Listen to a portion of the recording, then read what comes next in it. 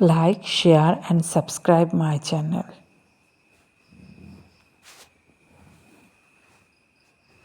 Hello viewers, welcome to my channel. I'm Kitchen 49. আজকে যে রেসিপিটি আজ বানাবো সেটা ছোটো মাছ দিয়ে এবং গোটা রসুন দিয়ে। তো চলুন দেখতে থাকুন আমি কিভাবে বানাই।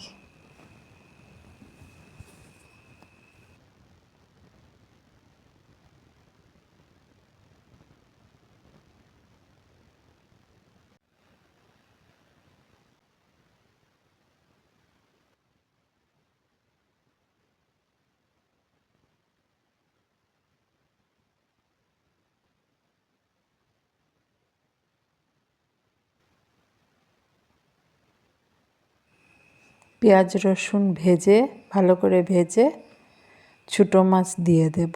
ছোটো মাছ দিয়ে একটু হালকা নেড়ে তারপরে আমি মরিচের গুঁড়া এবং হলুদের গুঁড়ো দিয়ে গোটা রসুন কয় কোয়া যত বেশি দিবেন ভালো লাগবে ছেড়ে দেব।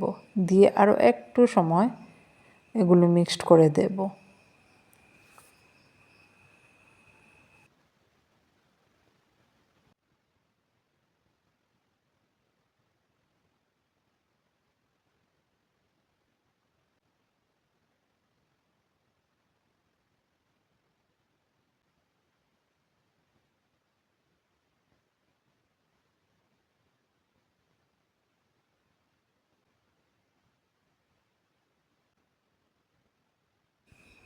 এখন গরম জল দিয়ে দেব।